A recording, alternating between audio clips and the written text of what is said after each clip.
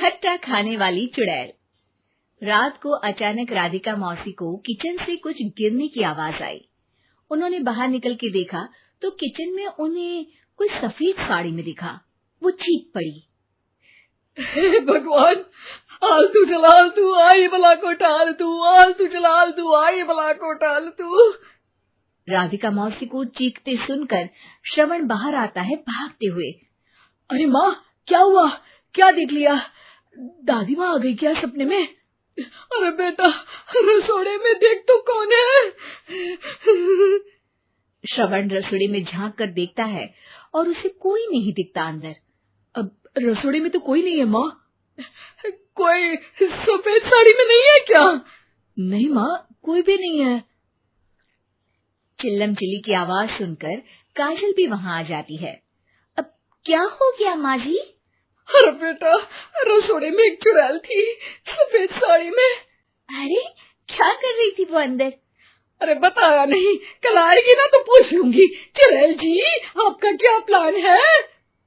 माँ जी, रात बहुत हो गई है, आपने कोई बुरा सपना देखा होगा, चलिए सो जाइए।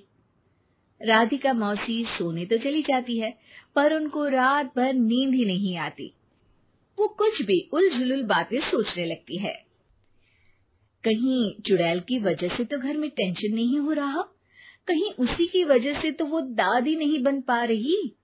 सुबह जब राधिका मौसी रसोड़े में छानबीन करती है तो पाती है कि नींबू का अचार गायब है। चुड़ैल नींबू का अचार ले गई, मुझे तो ठीक नहीं लग रहा कुछ। चुड़ैल को भी पता है कि जिंदगी का असली मजा तो खट्टे में ही है। राधिका मौसी झट से श्रवण को फोन कर देती है। बेटा, मुझे समस्या समझ में आ गई है, हमें एक तांत्रिक की जरूरत है। अरे क्या बोल रही हो माँ, तांत्रिक की क्या जरूरत है? आप पूजा पाठ तो कर ही रही हो ना। आलतू जलालतू मंत्र सारे फालतू जैसे कुछ मंत्र पढ़ो, चली जाएगी अपने आप चुड़ैल। अरे नहीं बेटा, कभी चुड़ैल को कम नहीं समझते। अरे तुझे पता भी नहीं चलेगा कि कभी वो छल करके काजल की जगह घर की बहू खुद बन जाएगी। क्या माँ, कुछ भी बोल रही हो? कहाँ काजल और कहाँ चुड़ैल? वैसे एक बात बताओ, काजल को अगर गाने के लिए बोल देना तो चुड़ैल काजल की आवाज सुनकर घर तो क्या, धरती लोग छोड़कर चली जाएगी। तुम ना पढ़े लिखे बच्चे हर चीज को मजाक समझते हो। तुम रहने दो, मैं खुद ही तांत्रिक को बुला लेती हूँ। अच्छा सुन, शाम को इमली लेके आना। क्या है कि चटनी खाए बहुत दिन हो गए है ना? नहीं माँ, इमली तांत्रिक से ही मंगवा लो ना, आटा वगैरह भी उसी से पिसवा लेना। देखो मुझे काम करना है। श्रवण रात को कई तरह की सब्जियों के साथ माँ के कहने पे चटनी के लिए इमली भी ले आया था, लेकिन राधिका मौसी के दिमाग में अलग ही फिल्म चल रही थी। उन्हें अब सिर्फ शक ही नहीं यकीन होने लगा था कि शायद चुड़ैल ने श्रवण पर अपना जाल बिछा दिया था, जिस वजह से श्रवण उनकी बात ही नहीं मान रहा था। पर कोई नहीं, आने वाली रात में राधिका मौसी खुद तैयार हो गई चुड़ैल को पकड़ने के लिए। रुद्राक्ष की माला, तुलसी का पत्ता, हनुमान चालीसा सब हाथ के पास ही था, बस चुड़ैल का इंतजार था।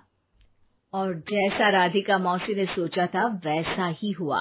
वो चुड़ैल उस रात भी आई, पर वो राधिका मौसी से तेज निकली और राधिका मौसी के उससे पकड़ने के पहले ही वो भाग खड़ी हुई। जरूर बहू पे साया है उस चुड़ैल का, तभी तो श्रवण के कमरे में गई है। और अगली सुबह राधिका मौसी पिछली रात हुए हमले में किन चीजों का नुकसान हुआ उसका हिसाब लगा रही थी। उनके खेमे से एक आम के अचार की शीशी भी गायब हो चुकी थी, और वो इमली भी जो कल श्रवण लेकर आया था। राधिका मौसी इस बारे में सोच ही रही थी कि श्रवण जल्दी से रसोड़े में आकर दवाइयों की पोटली ढूंढने लगता है। अरे बेटा, क्या हो गया? अब माँ, वो काजल की तबीयत खराब है, बहुत घबराहट हो रही है उसे। हे भगवान, मैंने पहले ही कहा था कि तांत्रिक को बुला लेते हैं, पर नहीं, अब देखो उस चुड़ैल ने काजल को अपने वश में करना शुरू भी कर दिया है। हालांकि श्रवण भूतों में विश्वास नहीं करता था, पर अब वो भी डर जाता है। और राजी हो जाता है एक तांत्रिक को बुलाने के लिए। कुछ ही घंटों में तांत्रिक आ जाते हैं और राधिका मौसी तांत्रिक जी को सब बता देती है। घोर संकट, घनघोर संकट, चुड़ैल को मारू जोर चाकट, ओम भट स्वाहा खटखा के आहा। अरे ये क्या मंत्र है? मेरे खुद के ओरिजिनल मंत्र है, कल रात को ही लिखे हैं, अच्छे लगे तो दाद चाहूंगा। एक और मंत्र सुनो। अर्ज किया है आब्राकडाब्रा, दिल्ली बम्बई आगरा, चंदा मामा सोवरले सुरन मामू जारा। ये मंत्र है? अरे कोई 40 वालीसा पढ़ो ना। वक्त कम है, 40 नहीं पड़ेंगे, 20-25 में काम चलाना पड़ेगा। अलग निरंजन जाके लंदन, मुफ्त का मंजान घिस मेरे नंदन। अरे जल्दी करो तांत्रिक जी, जल्दी करो। तांत्रिक अपने उल झलूल मंत्र पढ़ने लगता है। श्रवण को तांत्रिक पे शक होता है। वो अपने एक डॉक्टर दोस्त को कॉल कर देता है ताकि कोई अनहोनी हो तो इमरजेंसी में चीजें मैनेज हो जाए। तांत्रिक धुनी रमाता है, जिसकी वजह से कमरे में काफी धुआं हो जाता है और जिसकी वजह से बहू की घबराहट बढ़ जाती है। अब भागेगी चुड़ैल। हाँ। बहू खांसते हुए धुएं से बचने के लिए बाहर चली जाती है। अरे भाग रही है, भाग रही है। पीछे पीछे श्रवण भी जाता है। बहू एक सोफे पर बैठ जाती है। तभी डॉक्टर दोस्त आ जाते हैं और श्रवण को पानी लाने के लिए कहते हैं। थोड़े चेकअप के बाद डॉक्टर कहते हैं, मेरे हिसाब से जाप का काम पूरा हो गया है। क्या मतलब? अरे कुछ भी नहीं माँ, कोई चुड़ैल नहीं है, खुशखबरी है, अब दादी बनने वाली है। मगर वो सब अचार के डब्बे। श्रवण दोनों अचार के डब्बे अपनी माँ को दिखाता है, जो कि उनके बिस्तर के नीचे छुपे हुए थे।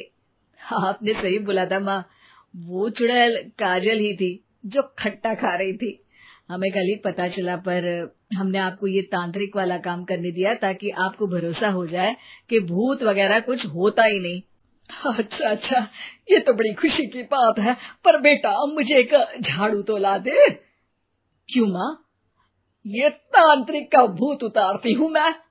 अब तांत्रिक राधा मौसी के डर से घर से भाग निकलता है और राधा मौसी उसके पीछे भागती है। अरे संकट ये घनघोर है, तांत्रिक मुआ चोर है।